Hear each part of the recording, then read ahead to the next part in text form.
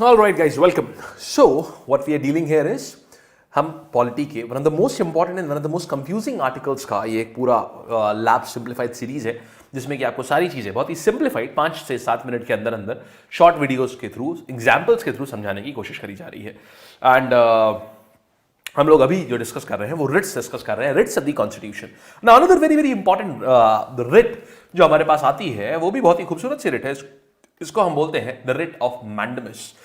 Now, this is different from this writ is different from habeas corpus. Habeas corpus में हम क्या करते हैं? Habeas corpus दो लोगों के अगेंस्ट इशू करी जा सकती है। पहला, against the state, against the government bodies, against the government agencies, right? Against the government agencies, against the state. State का मतलब सरकार या सरकारी एजेंसी, और साथ ही साथ किसी भी इंडिविजुअल के अगेंस्ट भी इशू करी जा सकती है। क्या? मैंडमस नहीं, habeas corpus. We are talking about habeas corpus में हमने ये देखा था कि भैया इन दोनों के अगेंस्ट यानी इंडिविजुअल के अगेंस्ट भी ये इशू करा जा सकता है, right? But once we are on to mandamus, mandamus का मतलब होता है वी कमांड। मैंडमस का शाब्दिक अर्थ है वी कमांड। इसका अर्थ क्या होता है ये हम समझते हैं, देखिएगा। और सबसे इंपॉर्टेंट बात, मैंडमस को सिर्फ और सिर्फ आप पब्लिक ऑफिस, किसी पब्लिक ऑफिसर के अगेंस्ट ही इशू करा सकते हैं। यानी कोई सरकारी ऑफिस है और यहां पर अगर या तो कोई ऑफिसर काम नहीं कर रहा है या ऐसे काम कर रहा है कि आपको उसके काम करने से आपके अपने फंडामेंटल राइट वायलेट हो रहे हैं, तो आप इसको इशू करा सकते हैं। इसका मतलब क्या हुआ, आइए और डिटेल में समझते हैं। सो मैंडमस के बारे में अभी तक हमने क्या देखा? मैंडमस का मतलब यह हुआ मैं इसको इशू करा सकता हूं सिर्फ और सिर्फ किसी पब्लिक ऑफिस के अगेंस्ट। पब्लिक ऑफिस यानी सरकारी ऑफिस के अगेंस्ट ही इशू करा सकता हूं, ये इंडिविजुअल के अगेंस्ट नहीं इशू होती है। Point number 1। ये कब कब इशू होती है? इसके दो इंस्टेंसेस बनते हैं। या तो कोई अपना काम नहीं कर रहा है, अ पर्सन और an officer not doing their work, not discharging their duties, not doing their duty, या तो अपनी वो ड्यूटी निभा नहीं रहे हैं। दूसरा, वो अपनी ड्यूटी कर रहे हैं, they are doing their duty, but when they are doing their duty, जब वो अपनी ड्यूटी निभा रहे हैं, they are violating your fundamental right। यानी ड्यूटी तो वो कर रहे हैं लेकिन उस कोर्स में, in that due course, they are violating your fundamental right।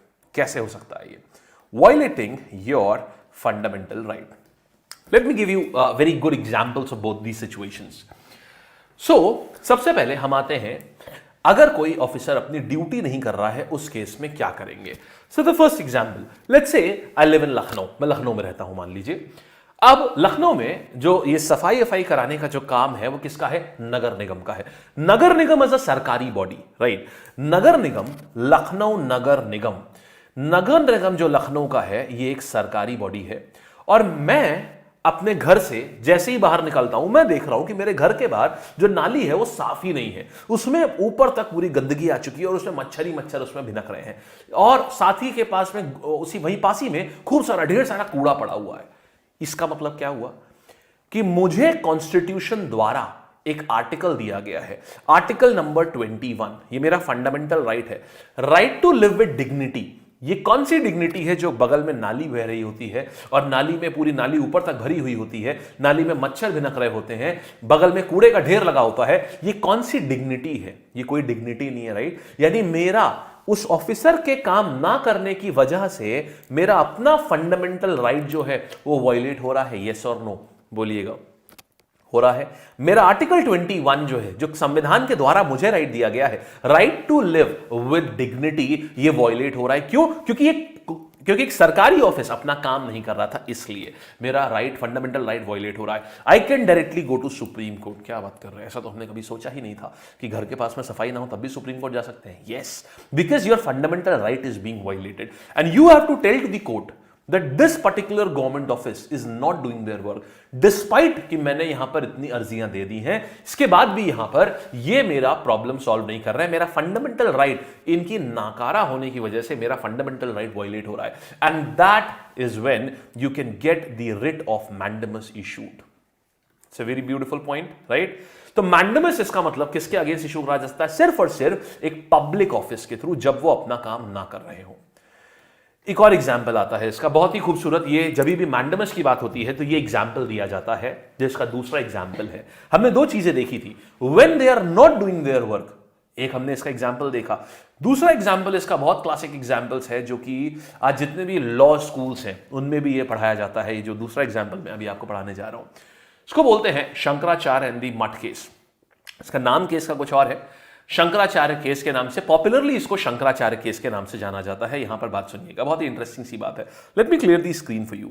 All right, so now we are talking about Shankaracharya case. So Shankaracharya ये एक धर्मगुरु है। इनका एक मठ था कांचीपुरम में। इनका एक मठ था कांचीपुरम में।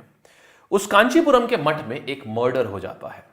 उस कांचीपुरम के मठ में एक मर्डर होता है। इस मर्डर के कनेक्शन में पुलिस जो है वो शंकराचार्य को अरेस्ट कर लेती है नाउ, और इसी के साथ साथ उनका बैंक अकाउंट जो है वो फ्रीज कर देती है। शंकराचार्य का बैंक अकाउंट फ्रीज कर दिया जाता है नाउ।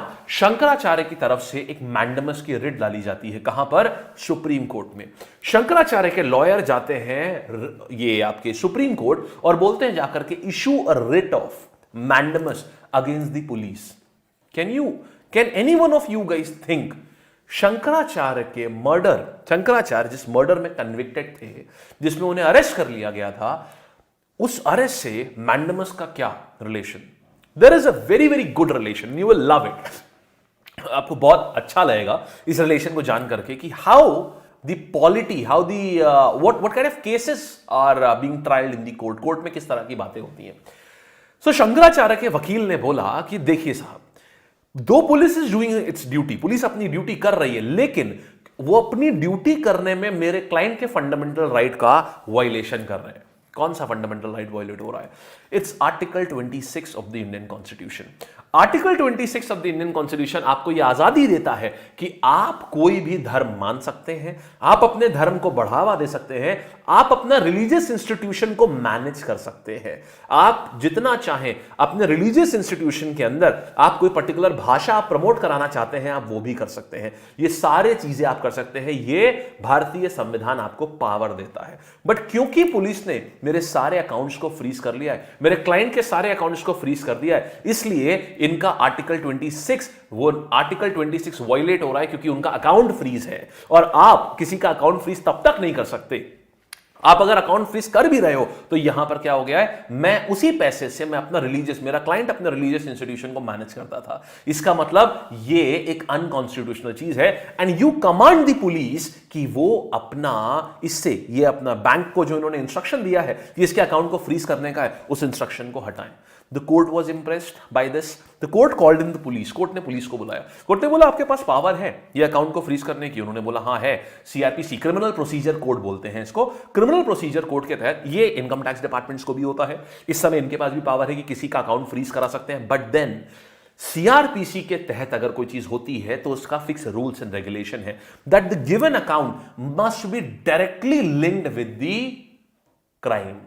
इस मर्डर का अगर या तो मर्डरर को पैसा दिया गया होता इस अकाउंट से, आपके पास प्रूफ होता कि this person was the murderer and इसको इसी अकाउंट से पैसा दिया गया है, या उस मर्डर की प्लानिंग करने के लिए इस अकाउंट से पैसे का इस्तेमाल हुआ है, only then you can freeze that account. Unless और अंटिल आपके पास इतना स्ट्रॉन्ग प्रूफ है। सुप्रीम कोर्ट आज क्या आपके पास ऐसा कोई प्रूफ है? द पुलिस सेड नहीं, हमारे पास ऐसा तो कोई प्रूफ नहीं है। तो फिर how dare you freeze my clients account? You can not freeze my clients account. Now you will have to unfreeze the account with the immediate effect. और इस केस में इन्होंने मैंडमस का रिट इशू किया।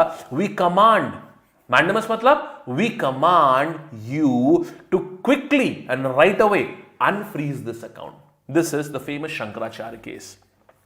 यानी दो the police was doing its duty properly, police अपना duty कर रही थी प्रॉपरली, लेकिन in the course of doing their duty properly they are violating anyone else's fundamental right. And that is how, which right? Article 26 is the fundamental right जो मुझे मेरे संविधान ने दिया है, वो वायलेट हो रहा था। इसके लिए उनको मैंडमस का रिट इशू कराया गया। So we have seen what is mandamus. Mandamus is only and only issued against a public officer when either they are not doing their duty, or even if they are doing their duty, even if they are discharging their duties, वो duty discharge करने में भी मेरा fundamental right violate होता है, then also I can reach on to supreme court और the high court to make sure कि मेरे फंडामेंटल राइट्स पे कोई एनक्रोचमेंट ना करे। Alright, So all the best guys. I hope please do give your reviews that how do you like this entire thing.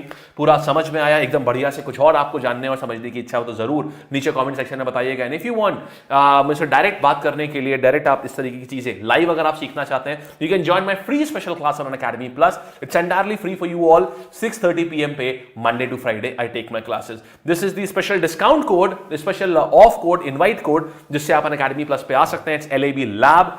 मेरे जितने GS courses हैं उनके भी सब्सक्रिप्शन आप नीचे लिंक है वहां से आप ले सकते हैं। जीएस का कंप्लीट सब्सक्रिप्शन भी आप ले सकते हैं और इसी लैब कोड से आपको ये क्लास भी फ्री ऑफ कॉस्ट आपको मिलेगी मंडे टू फ्राइडे 6:30 PM पर। यू विल इंटर लैब और वो क्लास आपकी पूरी ऑफ हो जाएगी, फ्री हो जाएगी। Alright, all the best people. मिलते हैं अगले लेसन में एक और नई रिट के साथ में।